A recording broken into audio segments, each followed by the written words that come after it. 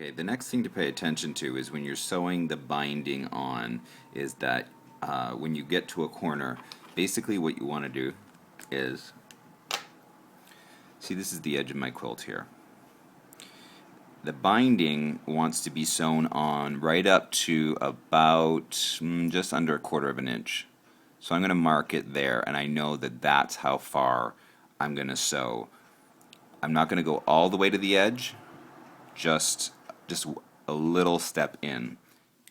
Okay, so I actually took it off the machine just to show you. I sewed all the way along to that purple mark that I made there. Again, that's with a marker that's not going to leave a permanent mark, but it actually evaporates.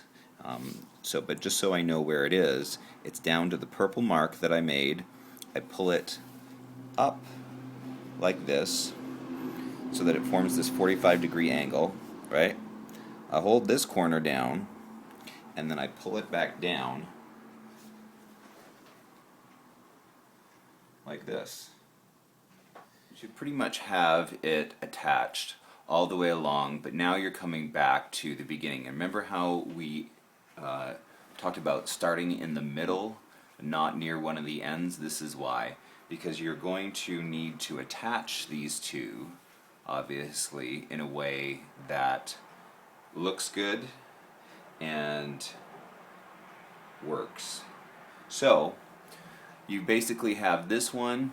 Remember, we started sewing a couple inches in, so we have all of this still free. That lays down on the edge. Take this one that's coming along that you're attaching and lay it over top of this one. So you can see where this one ends, and get your ruler, my pen, and from where this one ends, you're going to measure 2.5 inches of overlay, because the strip itself is 2.5 inches wide. So if you were working with a binding that was 3 inches wide, you would want 3 inches of overlay. Alright, so we have our 2.5 inches of overlay, and we have our line drawn. We'll just cut that. And then we go through the exact same process that we did to connect our original strips together. We put our two fabrics together, face to face, like this.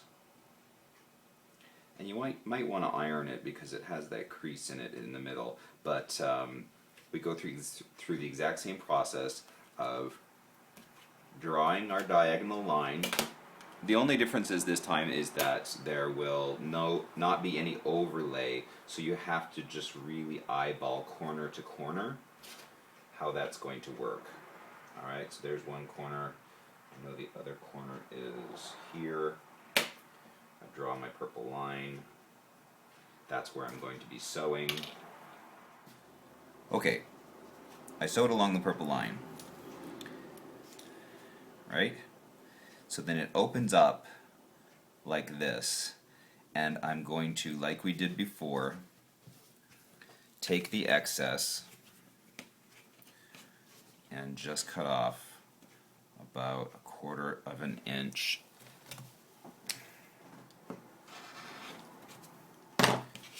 There we go.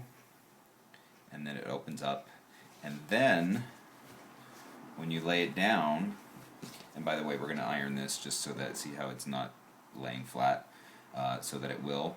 But then it fits exactly along the edge, and you have no excess, and it looks like all of the other connectors. Okay, so now it's all ironed and flat, and we have it here. This is the part where I do actually make sure I take the time to pin it down. And yes, this is my Manly pin cushion that I use. Always have it with me. This is, let's see. Okay, so I'm going to start in the middle. I finished sewing over here, and I started sewing over here. So I have all of this left to sew down. So I'm going to start in the middle and start working out from one side to the next, always pinning halfway between the last pin and the sewing, just so that as we're coming in on the home stretch here, that we don't end up with any bunching at the very where we started from. Okay? Okay, so I found a spot here as I'm pushing this up and looking at what's going to be underneath it that I'm really not too happy with, that needs to be taken in a little bit more aggressively. So what I will do is I'll flag it by putting one pin here at the beginning of the problem and then kind of going along checking, and I'll put another pin where I can kind of come back out of it. Okay, so now I have flagged the areas that I see as a problem, and I'm going to go through, and this time I'm going to be aiming more for a true 1/4 of an inch seam allowance on the actual binding itself.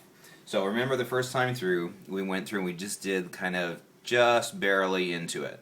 And then we checked the work just to make sure that it was on there properly, flagged the areas with the 2 pins that we need to go a little bit deeper and sew into that to cover up ugly areas. Now we're going to go back through and do it again, just a little bit more to an accurate, true 1/4 of an inch seam allowance on that. Alright, here we go. So I have gone through and sewn it the second time, and it is ready to pretty much start the binding work.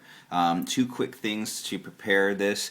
On the corners, this is going to be way too much to try and fit actually into the corner itself. So you're going to want to go through and just round this off and cut off the excess. Otherwise it's going to be too much to try and fit into this one little tiny corner. So make sure you do that on all of that. And then, okay, so everything is on there. It's looking good. So we are ready to actually start pulling it over to the back side and sewing it on, tacking it onto the back. Okay, so you just start where your seam came out, push it forward, and come out in the fold of the binding, and just keep moving along in that direction. So what that does is that pulls the seam that you just sewed underneath into the binding, or the thread rather, into the binding, and just keep going along like that. Down. Sew this down all the way to the corner. Alright, there. Now we're at the corner. Just do an extra 1 or 2, just tack it down once or twice there. Okay. So you have that nice corner fold like that. Go underneath, come out in the middle of that fold, pull that down, and then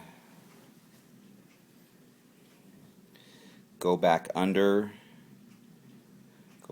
it there, and come back out in the fold again, like that. Okay, do you see how that happens? So that we have this one stitch actually in the corner before we continue on in this direction. So then this is the finished product. You have sewn along here, you go underneath, one little stitch in the corner here, you can see it there. I did a little bit bigger than I normally would just so that you can see it, and then back under, and then back out here, and then continuing stitching along down in this direction.